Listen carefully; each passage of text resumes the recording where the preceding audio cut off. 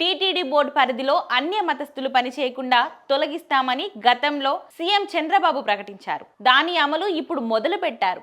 ఇప్పుడు ఇందులో భాగంగా పద్మావతి మహిళా పాలిటెక్నిక్ ప్రిన్సిపల్ గా పనిచేస్తున్న అసుంతను బదిలీ చేస్తూ నిర్ణయం తీసుకున్నారు. ఆమెని నర్సింగపురంలోని ఆయుర్వేద ఫార్మసీకి బదిలీ చేస్తూ టీటీడీ నిర్ణయం తీసుకుంది. ఆమె క్రైస్తవ మత సాంప్రదాయాలు పాటిస్తారని, పూజలు చేయరని నిర్ధారించారు. మరోవైపు ఆమెపై ల్యాబ్ పరికరాల మాయం సహా ఇతర ఆరోపణలు కూడా ఉన్నాయంటున్నారు. టీటీడీలో అన్యమత ఉద్యోగుల్ని తొలగించాలని ఎప్పటి నుంచో డిమాండ్లున్నాయి. గతంలో వైఎస్ హయాంలో ఎక్కువ మంది అన్యమత ఉద్యోగుల్ని టీటీడీలో నియమించారనే ఆరోపణలున్నాయి. బీజేపీతో కలిసి అధికారంలోకి వచ్చిన తర్వాత సీఎం చంద్రబాబు ఈ మేరకు అన్యమత ఉద్యోగుల తొలగింపుకు ఆదేశాలు ఇచ్చారు. ఇప్పుడు టీటీడీ వాటిని అమల్లో పెట్టింది. టీటీడీలో పనిచేసే ఉద్యోగులు హిందూ సాంప్రదాయాలకు అనుగుణంగా పనిచేయాల్సి ఉంటుంది. టీటీడీలో చేరే ముందే ఉద్యోగులకు అన్యమత ప్రచారంపై స్పష్టంగా చెప్తారు. ఉన్నత స్థాయి అధికారులు ఆదేశాలు తుంగలో తొక్కుతారు. ఉద్యోగాలు చేస్తున్న తప్పిదాలతో తిరుమల దేవస్థానం ఇలాంటి వివాదాల్లో నిలుస్తోంది.